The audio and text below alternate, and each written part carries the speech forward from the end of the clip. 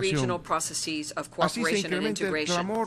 And the clamor has increased to reconfigure the international financial system and transform our understanding of what scientific development should be, that is respectful in turn of Mother Earth, and how to pursue this in an equitable manner while also recognizing the historical responsibilities that need to be shouldered vis-a-vis our nations and in all dimensions. Given the irreversible march towards a multipolar world, it is undeniable that each strength influences new initiatives initiatives and economic integration, trade, and cooperation amongst countries. The surgence and emergence of trade blocs such as Asia, Africa, South America, or the BRICS make it possible today for nations to have access to international markets without needing to compromise their sovereignty. And in that context, despite contexto internacional adverso, Bolivia ha aplicado el Plan de Desarrollo Económico y Social 2021-2025, reconstruyendo la economía para vivir bien, hacia la industrialización con sustitución de importaciones, que sienta las bases para afrontar la crisis económica global y desarrollar políticas públicas para reforzar la economía nacional y promover nuestras capacidades de desarrollo. En tal sentido, las acciones desarrolladas para la reconstrucción económica y reproductiva de nuestra economía superó en el 2021 el 6% y en la gestión 2022 alcanzó el 3,5%. En el año 2022, nuestro Producto Interno Bruto nominal se incrementó de $40.703 millones en 2021 a $44.315 millones en 2022, la cifra más alta de nuestra historia. De la misma manera, el Producto Interno Bruto per cápita se incrementó en 7.4% respecto a la cifra del 2021, alcanzando a un monto de $3.691, la cifra también más alta en la historia de nuestro país. Mencionar también que en lo que va de este año, la inflación acumulada es solamente el 1,6%, la cifra más baja de nuestra región y con respecto a muchos países del planeta.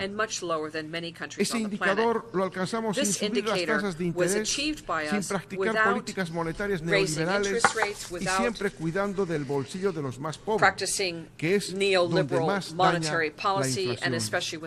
Los logros alcanzados por nuestro país se sustentan principalmente en el horizonte civilizatorio del vivir bien, que reivindica la cultura de la vida comunitaria en plenitud, respetando la convivencia en armonía, equilibrio y complementariedad del ser humano con el resto de la naturaleza de la Madre Tierra. Cuarto, la crisis climática requiere acciones concretas y compromisos renovados. Bolivia ha planteado el reconocimiento de la Madre Tierra en la Asamblea General de las Naciones Unidas a través de la resolución aprobada el 22 de abril de 2009. Como un esfuerzo para que como comunidad internacional tomemos conciencia de la importancia de la restauración de los procesos naturales para la sobrevivencia del ser humano, planteando una visión alternativa anticolonial frente al capitalismo y el mercantilismo. En este entendido, nuestra visión sobre la sostenibilidad del desarrollo tiene fuertes raíces en nuestra visión del vivir bien y de la armonía con la naturaleza. Esta visión nace del pensamiento milenario y ancestral de las naciones y pueblos indígenas que se constituyen en la base de nuestra plurinacionalidad. Respecto a las necesidades sobre mitigación, la adaptación a la crisis climática y a las pérdidas y daños crecientes, es importante que todos los países asumamos nuestras responsabilidades. En este marco, los países desarrollados deben asumir la parte que les corresponde de la deuda climática y la compensación y reparación histórica con los países en desarrollo. El primer paso para esto es cumplir los compromisos pendientes sobre la provisión de financiamiento, transferencias de tecnología y desarrollo de capacidades. En esta problemática mundial hay un problema común y que empieza a pasar factura a los países más pobres: la escasez de agua y el incremento en la tasa de evaporación del agua dulce.